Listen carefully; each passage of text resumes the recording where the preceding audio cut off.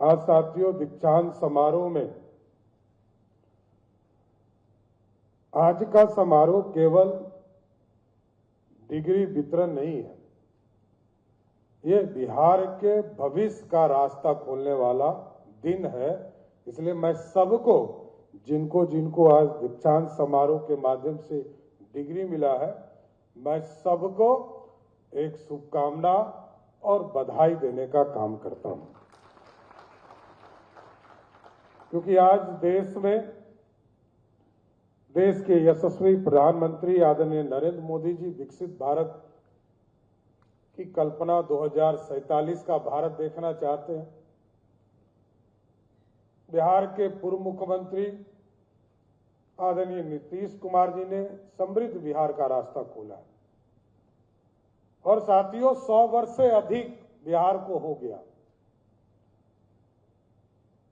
2037 में हम 125 साल के हो जाएंगे और 2047 में 100 वर्ष की आजादी हो जाएगी। उस बिहार को बनाने के लिए हमारे बिहार के बच्चे, बिहार के लोग और बिहार के बच्चे जब शोध करेंगे, संवाद करेंगे और नई सभ्यता के बीच ज्ञान अर्जन करेंगे, तभी बिहार 125 साल में समृद्ध बिहार बन सकता है। और इसका रास्ता आपके माध्यम से खुलना है सच, क्योंकि आप स्वयं जानते हैं 21वीं सदी की अर्थव्यवस्था ज्ञान हो, डेटा हो, तकनीक हो या नवाचार से चलती है। जो राज्य ज्ञान का उत्पादन करेगा वही आर्थिक नेतृत्व करेगा, और ये तभी संभव है जब बिहार जैसे राज्य, जहां की ज्ञान के लिए लोग जाने जाते हैं, बिहार समृद्धि का रास्ता इस देश के लिए खोला है साथियों। अर्थव्यवस्था से लेकर और जिस तरह अखंड भारत का सपना इसी बिहार के धरती से लोगों ने देखा, और लगभग 300 से 400 वर्ष तक सोने की चिड़िया यदि भारत कहलाया, जब तक ये मगध था तब तक सारी संरचना को स्थापित करने का काम किया। और आप समझते हैं, इतिहास के पन्ने में हम जब जाते हैं तो नालंदा भी यहीं, विक्रमशिला भी है। मुझे तो खुशी हुआ, आदरणीय प्रधानमंत्री जी 2024 में आए और उन्होंने नालंदा का उद्घाटन किया। तत्कालीन मुख्यमंत्री जी इसके सपने को नीचे जमीन तक उतारे। आदरणीय प्रधानमंत्री जी जब 14 में आए तो उस पूरी संरचना को, जो विरासत था हमारा, उसको कैसे जमीन पर आया जाए। 2024 का वो दिन हमें याद है कि जब वो जून माह में तीसरी बार प्रधानमंत्री बनने के बाद आए और उन्होंने नालंदा के गौरवशाली इतिहास को सर जमीन पर स्थापित करने का काम किया। और उसी दिन हमको तो टास्क भी दिए थे उन्होंने कि नालंदा तो स्थापित हो गया, अब आगे विक्रमशिला का रास्ता खोलो। मैं अभी 15 तारीख को भागलपुर जिले में था और विक्रमशिला यूनिवर्सिटी के लिए जो जमीन का काम था, लगभग 220 एकड़ जमीन विक्रमशिला यूनिवर्सिटी के लिए, क्योंकि उस दिन भी सबसे महत्वपूर्ण दिन था बिहार के शिक्षा के लिए, कि बिहार में एक साथ 211 डिग्री कॉलेज खोले जा रहे थे और साथ ही साथ विक्रमशिला यूनिवर्सिटी का जमीन हम भारत सरकार को देने का काम कर रहे थे। तो इतिहास के पन्नों में वो दिन याद रहेगा। और उसी दिन, एक तो जब मैं मुजफ्फरपुर गया, उस दिन भी हमें खुशी हुई कि जब MIT मुजफ्फरपुर के बारे में लोकेश जी ने, हिमांशु जी ने चर्चा किया और वहां पर आर्किटेक्चर एवं सिविल साइंस के लिए हम लोगों ने कल्पना की है कि वहां पर एक यूनिवर्सिटी बनाने का काम हम लोग जरूर करने का काम करें। इसके साथ साथ जो भागलपुर की पावन धरती है, जब मैं गया 15 तारीख को, वहां पर भी आज दुनिया में सबसे ज्यादा लोग एआई के माध्यम से आगे बढ़ना चाहते हैं और उसकी कल्पना के लिए कैसे उस जमीन हम लोग तैयार कर सके कि दुनिया के मानक के साथ बिहार के बच्चे खड़े हो सके। तो भागलपुर में भी जो एमआईटी है उसके अंदर हम लोगों ने एआई एंड कंप्यूटर साइंस का एक यूनिवर्सिटी स्थापित करने का काम शुरुआत किया है साथ, क्योंकि अब तकनीक से हम लड़ सकते हैं। दुनिया के मानक पर तभी खड़ा हो पाएंगे जब हम दुनिया के साथ खड़े हो सके। दुनिया किस तरह तेज गति से बढ़ पा रहा है, क्योंकि कुछ कालखंडों में बिहार पीछे छूटा है, लेकिन अब लगातार ये आगे बढ़ने का प्रयास किया जा रहा है और आगे हम बढ़ेंगे। इसलिए एआई के सेक्टर में भी हम लोग लगातार बढ़ रहे हैं और बिहार अपने आप में अनोखा राज्य है साथियों। जिस बिहार में आज बिहार के 38 जिले में हमारा इंजीनियरिंग कॉलेज है, पटना और भागलपुर में चीजों को और स्थापित किया जा रहा है।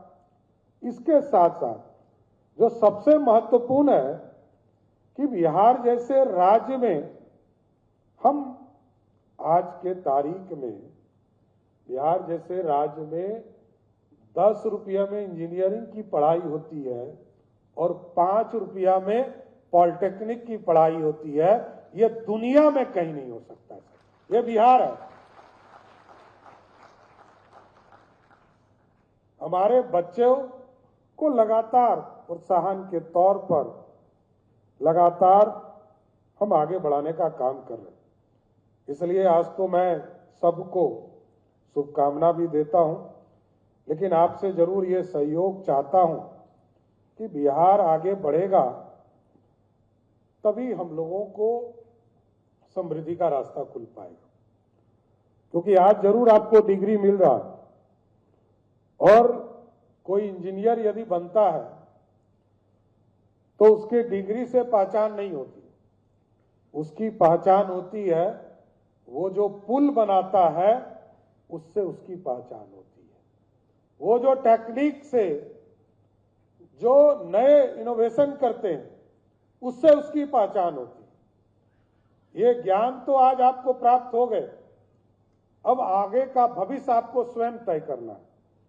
कैसे तकनीक से का सहयोग लेकर विकसित भारत की कल्पना करना, स्टार्टअप के माध्यम से कैसे बिहार जैसे गरीब राज्य को समृद्धि का रास्ता दिखाना, इन तमाम चीजों पर हमको आगे बढ़ते रहना चाहिए। इसलिए साथियों, मैं फिर से यही कहूंगा कि अब दुनिया पूर्ण रूप से आगे बढ़ने का समय आया है और दुनिया में हमको कंपटीशन करने का समय आया है। दुनिया में अभी जब मैं देख आया तो मैंने देखा कि कई हमारे लोग, हमारे जो छात्र छात्राएं, इन्होंने कई चीजों का इनोवेशन किया है। और आप जो नई चीज लाते हैं, स्टार्टअप लाते हैं, इसी के लिए हम लोगों ने एक तय किया है कि बिहार टेक के तौर पर जो इंडस्ट्री के लिए सुझाव देंगे कि कैसे स्टार्टअप के माध्यम से आपके जीवन में नए इनोवेशन से आपके जीवन में कैसे खुशहाली आ सकता है, इसको जरूर आप उसमें रजिस्टर कराइए। और बिहार टेक में जैसे ही आप रजिस्टर्ड होइएगा, हम जरूर आश्वस्त करते हैं जो अच्छे इनोवेशन के साथ आएंगे उनको समृद्धि का रास्ता बिहार टेक के माध्यम से जरूर देने का काम करें, क्योंकि ये रास्ता है। क्योंकि अब तो इतना फास्ट हो चुका जीवन।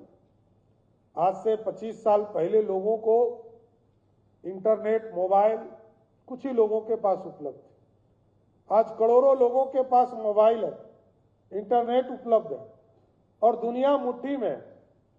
दुनिया की कोई भी जानकारी तुरंत उपलब्ध हो जाती। मैं अभी परसों गया था, माननीय शिक्षा मंत्री जी यहाँ उपलब्ध हैं, मैं गया था बिहार कोचिंग क्लासेस का लाइव क्लासेस पटना के स्कूलों में शुरू किया गया साथी।